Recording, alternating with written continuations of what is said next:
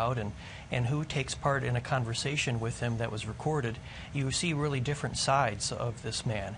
And here what they're talking about is they're reminiscing. They're starting by reminiscing on the Nixon administration response to the Pentagon Papers and to the break-in of Daniel Ellsberg, psychiatrist.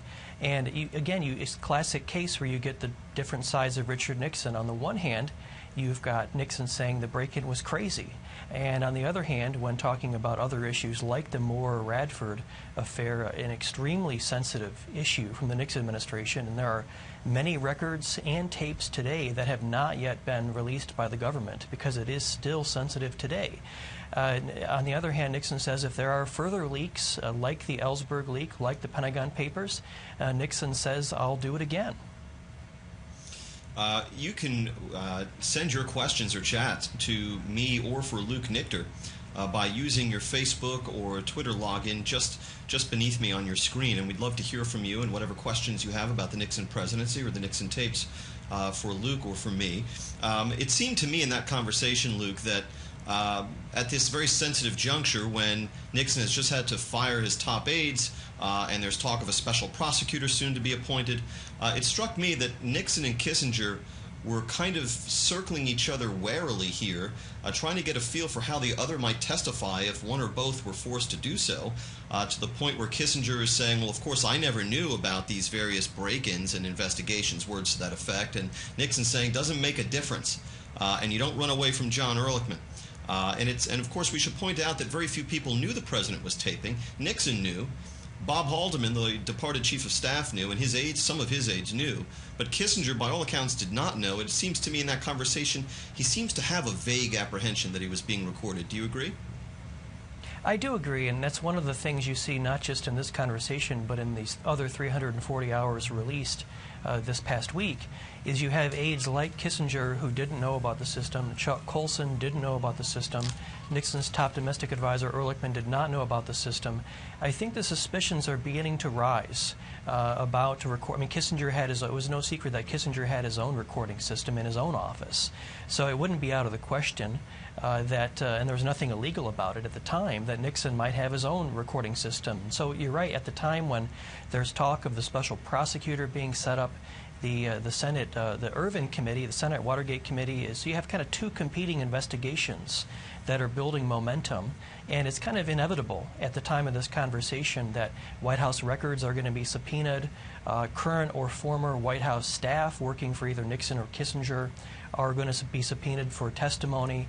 So Nixon and Kissinger are in on that together. They share that concern, but their concerns differ a little bit because they kind of have different interests. They have different points of their careers. They have different futures ahead of them. So they also have their own unique way that they're reacting to the events of 1973 that are going on at the time of this conversation. You make a great point, Luke, about Kissinger also having done extensive telephone recording of his talks with foreign leaders, and a lot of those conversations have been published in a book that was put out by the National Security Archive. I think it bears the title The Kissinger Telcons. Let's move along to our next conversation. That was the longest one that we're going to play today, folks, by the way. It was just under 5 minutes. The next 5 conversations we're going to run through are each about a minute long. And we're going to take two segments from an Oval Office conversation that was recorded on May 3, 1973, so really the day after the conversation we just heard. And this features President Nixon talking with Ambassador David K.E. Bruce of the State Department. Tell our viewers, Luke, who David K.E. Bruce was. Yeah, just to set this up, David K.E. Bruce was one of our most distinguished American ambassadors of the entire 20th century. He served Republican presidents, Democratic presidents. He served at some of our biggest embassies overseas, and he was basically retired by the time of this conversation. And so Nixon brings him out of retirement, brings him into the Oval Office, and says, you're going to go work for me, and you're going to be our first ambassador to China, and you're going to set up, it wasn't yet called the embassy, but you're going to set up our liaison office in Peking. In what was then called Peking, now obviously Beijing. Let's listen to Richard Nixon, President Nixon, talking with Ambassador David K.E. Bruce on May 3rd, 1973 in the Oval Office. We're trying to see what this gray area, we've got to get along with this 1/4 of all people in the world, the ablest people in the world, in my opinion. We've got to get along with them, or it's no problem for the next 5 years, but for the next 20 years, it's the critical problem of our age. Yeah, that's it. Yes, I think. And the other thing is, if you could constantly, of course, whenever you're talking, they're very subtle, but and they're not like the Russians who, of course, slaughter and flattery and all that sort of thing. But you should let them know how two things. One, from a personal standpoint, how much I appreciate it. My wife appreciates how well you're there. Second, that we look forward to some kind of return. Third, we would very much hope that Joe and I see us way clear to come here to the U.S.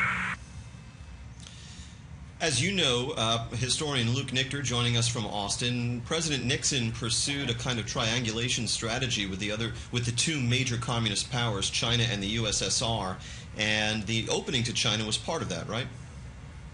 That's right, and I think what's interesting about this conversation is not just that you have the kind of fly-on-the-wall moment. Here you have the actual words that Nixon spoke as he was charging David Bruce, and who was on his way to China. But you have Nixon kind of telling him, in a sense, how to do his job.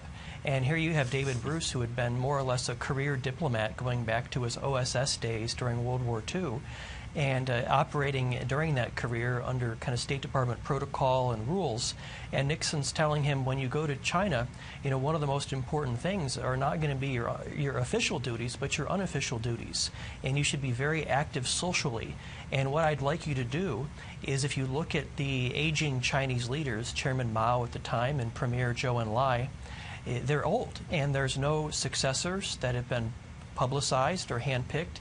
There's no kind of next up-and-coming generation of Chinese young political elite. And Nixon says to Bruce that I'd like you to kind of, on the social scene, kind of feel out what we can expect in terms of future Chinese leaders. And I'd like you to report back to me, and I'd like you to do so by not going through the State Department.